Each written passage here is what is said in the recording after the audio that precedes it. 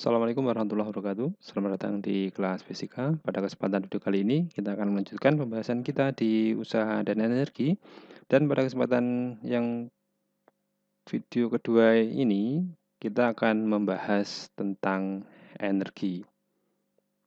Jadi ini adalah energi.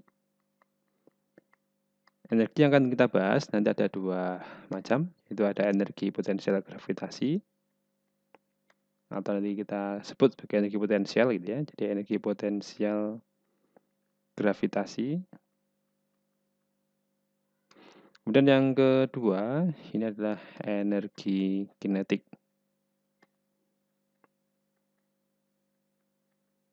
Kemudian yang ketiga, kita akan bahas tentang energi mekanik.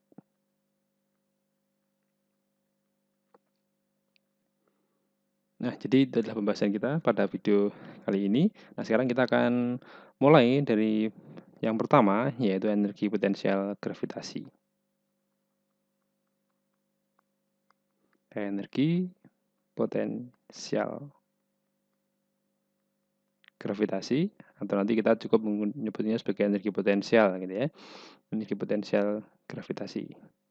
Nah, untuk energi potensial gravitasi itu dirumuskan EP itu sama dengan massa dikalikan G dikalikan dengan H. Jadi ini adalah EP, ini adalah energi potensial.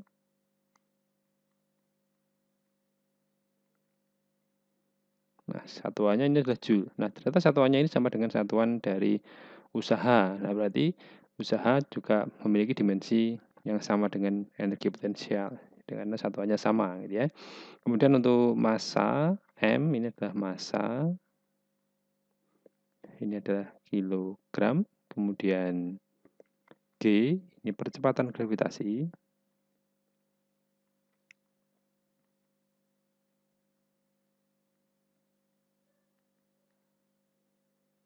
Nah, satuannya adalah meter per sekon kuadrat.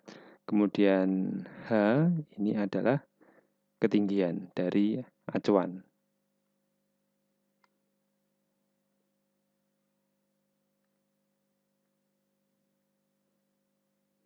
Satuannya adalah meter. Jadi kalau misalkan digambarkan, ini misalkan permukaan bumi, kemudian sebagai acuan, kemudian ada benda pada ketinggian H, benda ini bermassa M, nah maka energi potensial benda pada titik ini, yaitu EP, sama dengan M kalikan G dikalikan dengan H.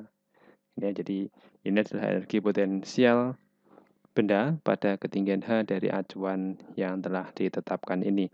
Nah, lalu kemudian bagaimana dengan hubungan antara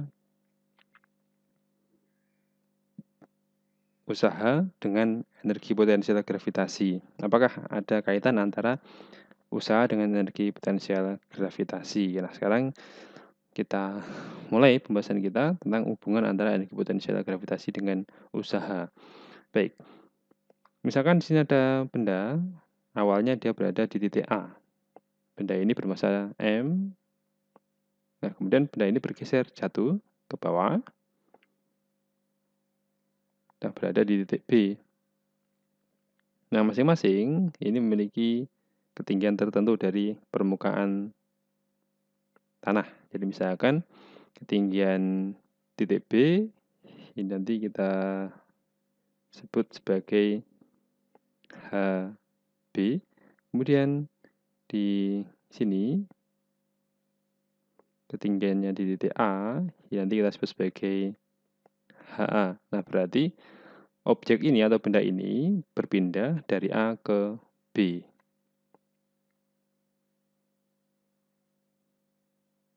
Nah, ini adalah delta H atau HAB gitu ya. Nah, kemudian siapa yang menyebabkan ini bisa berpindah? Nah, perlu kita ingat bahwa setiap benda bermassa di tempat dengan percepatan gravitasi, maka benda itu akan memiliki gaya berat sebesar W. Ini adalah M kalikan G. Nah, kemudian di sini berarti ada gaya berat W sama dengan M kalikan G. Jadi gaya yang menyebabkan benda ini bergeser itu adalah gaya berat. Nah, kemudian usaha yang dilakukan oleh gaya berat W, ini nanti berarti adalah kita menggunakan yang persamaan F kalikan S cos theta, ya. Nah, F-nya itu apa? F-nya adalah gaya berat. S-nya adalah delta H. Kemudian cos theta berarti ini adalah cos 0 karena gaya berat dan perpindahan ini berhimpit atau sejajar, ya. Maka sudut yang dibentuk itu adalah 0. Nah, berarti di sini adalah M kalikan G, delta H berarti ini adalah, kalau perpindahannya kita bisa pakai H B min H A. Ini ya. Kemudian cos 0 itu adalah 1. Nah, berarti di sini jadi M G H B min M G H A. Nah, kita tahu bahwa M G H ini adalah persamaan energi potensial. Nah, berarti ini adalah energi potensial di titik B dikurangi dengan energi potensial di titik A. Nah, berarti hubungan antara usaha dan energi potensial, jadi ini usaha itu sama dengan perubahan energi potensial. Nah, jadi itu adalah hubungan antara usaha dan energi potensial. Kemudian yang kedua adalah energi kinetik. Energi kinetik. Nah, persamaan untuk energi kinetik EK ini adalah setengah mv kuadrat. Untuk EK ini adalah energi kinetik.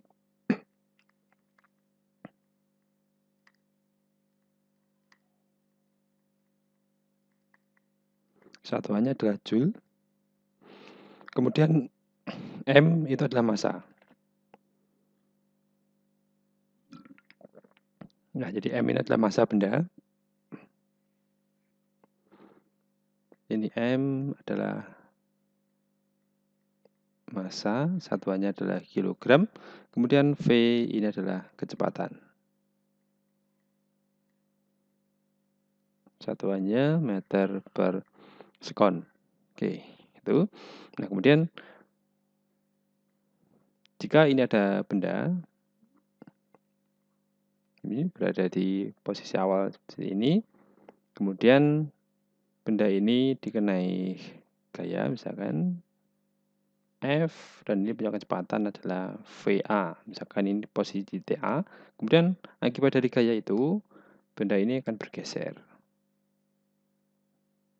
Nah, sejauh, misalkan ini adalah SAB, gitu ya, pergeserannya. Nah, di sini punya kecepatan VB.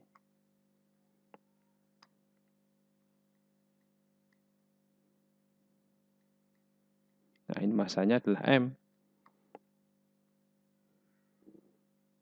Nah, ini massanya adalah M. Nah, berarti dengan menggunakan persamaan GLBB, kita tahu bahwa VB kuadrat itu nanti sama dengan VA kuadrat plus 2 kali A kalikan SAB. Nah, ini. Nah, lalu bagaimana dengan percepatannya? Kita tahu bersama di hukum kedua Newton bahwa sigma F sama dengan M kali A. Di situ hanya ada F saja. Kemudian ini ada M kalikan A. Berarti A ini adalah F per M. Nah, kita substitusi ke persamaan GLBB ini. VB kuadrat sama dengan VA kuadrat plus 2 kali, ini adalah F per M, ini adalah SAB. Nah, berarti sini adalah VB kuadrat min VA kuadrat sama dengan 2 per M, ini adalah F kalikan SAB. Nah, kalau misalkan kita pindah ruas untuk 2 dan M ini, maka di sini kita peroleh setengah kalikan M, kemudian ini adalah VB kuadrat min VA kuadrat. Nah, ini F kalikan S, ini adalah usaha. Nah, berarti ini ada setengah M VB kuadrat min setengah M VA kuadrat sama dengan usaha yang dilakukan oleh F itu. Nah, berarti setengah MVB kuadrat berarti ini adalah energi kinetik di titik B, setengah MVA kuadrat ini adalah energi kinetik di titik A sama dengan usaha. Ya, usaha. Nah, berarti usaha ini sama dengan perubahan energi kinetik. Nah, jadi ini adalah hubungan antara usaha dan energi kinetik. Nah, kemudian yang ketiga yaitu energi mekanik.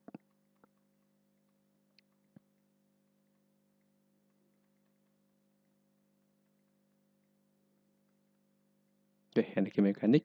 Nah, energi mekanik ini adalah penjumlahan dari energi potensial dari benda ditambah dengan energi kinetiknya, gitu ya. Jadi EM itu adalah energi mekanik, kemudian EP energi potensial, kemudian EK adalah energi kinetik benda di titik tertentu. Jadi ini adalah energi potensial dan energi kinetik benda pada suatu titik tertentu. Nah, kemudian dalam sistem atau dalam keadaan gaya yang bekerja adalah gaya konservatif, maka berlaku hukum kelestarian energi mekanik.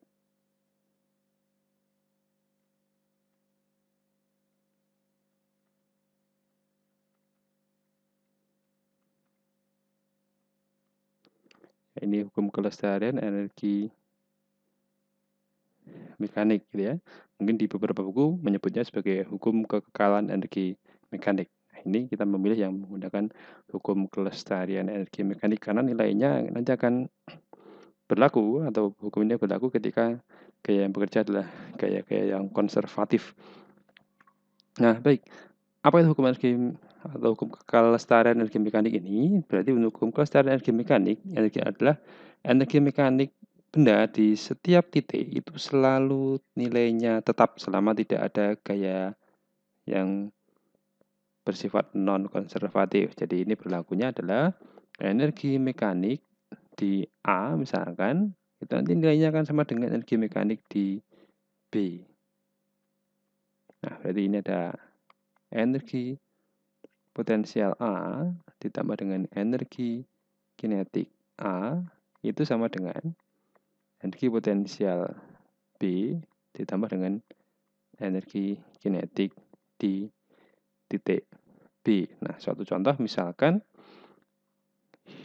ini ada sebuah benda di ketinggian tertentu, masanya adalah M, misalkan 2 kg, kemudian jatuh hingga di permukaan bumi. Nah, ini misalkan sebagai acuan. Jadi misalkan di sini adalah titik A, kemudian di sini adalah titik B. Nah, di mana HA ketinggiannya titik A itu ini adalah 10 meter. Pertanyaannya adalah berapakah kecepatan benda di titik B? Berapakah VB? Jika VA ini adalah misalkan 1 meter per sekon. Jadi dilemparkan dari ketinggian 10 meter dari permukaan tanah. Nah, maka untuk menyelesaikan permasalahan seperti ini, kita bisa menggunakan hukum kelestarian energi mekanik dengan syarat tidak ada gesekan udara. Jadi yang bekerja hanya gaya konservatif, yaitu berupa gaya berat V ini. Ya, jadi yang bekerja adalah gaya konservatif, yaitu berupa gaya berat. Nah, maka energi mekanik di titik A ini akan sama dengan energi mekanik di titik B. Nah, energi mekanik di titik A berarti ini adalah energi potensial A ditambah dengan energi kinetiknya A. Ini sama dengan energi potensialnya di titik B ditambah dengan energi kinetik di titik B. Nah, energi potensial di titik A berarti ini adalah MGHA, sedangkan energi kinetik di A adalah setengah MVA kuadrat sama dengan ini MGHB ditambah dengan setengah MVA kuadrat. Nah, kemudian di sini M-nya semuanya sama, bisa kita hilangkan. Oke, kemudian G misalkan 10, HA ini 10, kemudian ini adalah setengah, kalikan VA itu adalah 1 kuadrat. Kemudian HB, ini HB adalah 0 karena dia berada di titik acuan. Jadi HB ini sama dengan 0, maka di sini adalah 0. Nah, berarti di sini tinggal setengah VA kuadrat. Nah, berarti ini ada 100 ditambah dengan setengah sama dengan setengah VA kuadrat. Jadi kalau dikalikan 2 di ruas kiri kanan, maka di sini adalah 100,5 dikalikan 2 berarti ini adalah 201 sama dengan VA kuadrat. Maka VA ini adalah akar 201 meter per sekon. Nah, jadi itu adalah salah satu terapan untuk menggunakan energi mekanik untuk mencari kecepatan benda di suatu titik tertentu. Nah, contoh lagi, misalkan pada lintasan yang licin, di sini ada lintasan yang berbentuk seperempat lingkaran, seperti ini. Kemudian di sini ada kelereng. Nah, atau ada bola gitu. Dilepaskan dari kecepatan awalnya adalah 0. Nah, ini misalkan V titik A ini ya.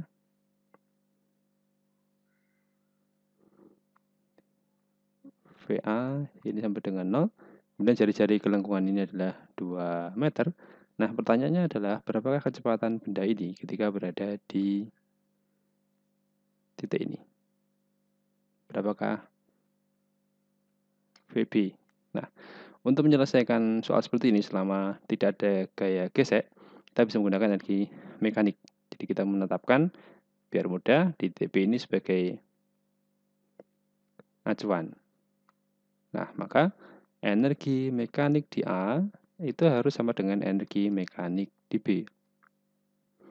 Energi mekanik di A berarti adalah energi potensial A ditambah dengan energi kinetik di A sama dengan energi potensial B ditambah dengan energi kinetik B. Berarti ini adalah MGHA setengah MVA kuadrat sama dengan MGHB plus setengah MVB kuadrat. Nah, ini M-nya bisa kita coret semua.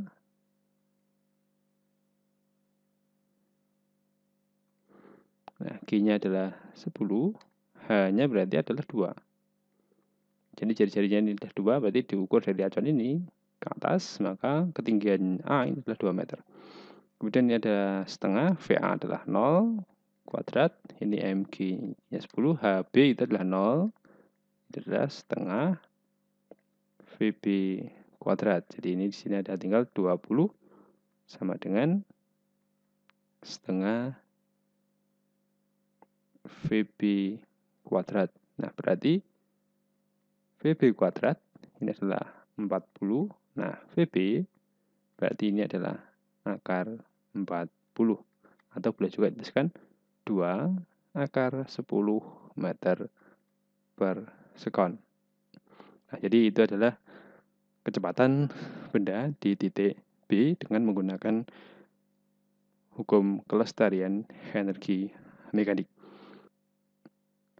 Nah, kemudian selanjutnya adalah tentang daya. Nah, daya ini adalah usaha tiap satuan waktu atau energi tiap satuan waktu. Jadi daya ini nanti didefinisikan. Daya ini adalah energi yang diperlukan tiap satuan waktu.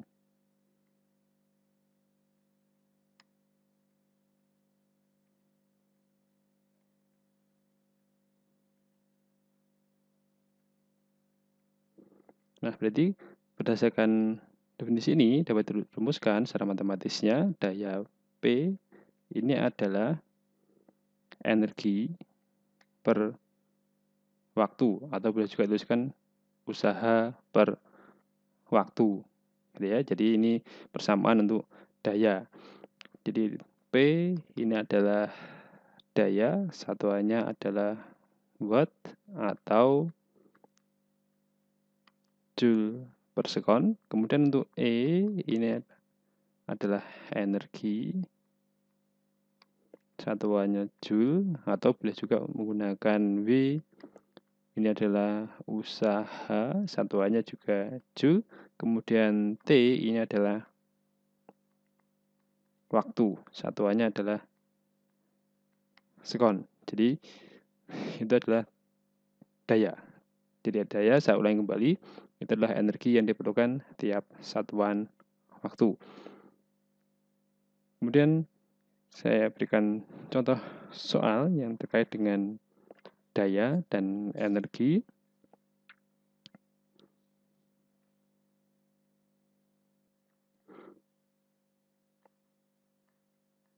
Ini contohnya. Jadi misalkan ada seorang ini yang menaiki tangga gitu ya.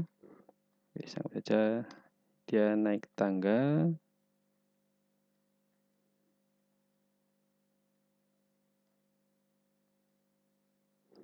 Oke, ada orang yang naik tangga. Nah, orang ini misalkan dia punya masanya adalah 40 kg. Jadi nanti beratnya ini adalah 400 Newton. Nah, kemudian ketinggian ini misalkan adalah 6 meter, gitu ya. Nah, orang ini bisa menaiki tangga dari dasar ini hingga ke ujung tangga dalam waktu T, ini misalkan adalah 20 detik. Nah, berapakah daya yang dilakukan oleh orang tersebut, atau daya yang dilakukan oleh orang tersebut ini untuk menaiki tangga yang tingginya 6 meter. Baik, kita akan menghitungnya. Berarti di sini untuk menentukan daya itu, berarti kita perlu persamaan P sama dengan V per T. Nah, bagaimana dengan usahanya? Usaha yang dilakukan oleh orang tersebut berarti itu adalah perubahan energi potensial. Jadi kita bisa menggunakannya dengan ini menggunakan perubahan energi potensialnya. Jadi ini bisa menggunakan perubahan energi potensial dibagi dengan waktu. Energi potensialnya berarti adalah energi potensial kalau misalkan di sini adalah A, kemudian sebagai acuan, kemudian di sini adalah B, berarti di sini adalah MGHB min MGHA per T. Nah, ini. Kemudian untuk HA ini adalah 0. Berarti ini nanti tersisa tinggal MGHB per T. Nah, berarti sini adalah MG, massa orang tersebut 40, kalikan G-nya 10. Kemudian sini adalah H-nya 6, per T-nya adalah 20. Nah, berarti ini bisa kita coret. 20, kemudian ini 2, ini ada 3, sehingga daya yang dihasilkan atau yang diperlukan oleh orang tersebut untuk menaiki tangga dari A ke B ini adalah 120 watt. Oke, demikianlah pembahasan kita pada kesempatan video kali ini. Semoga ada manfaatnya. Assalamualaikum warahmatullahi wabarakatuh.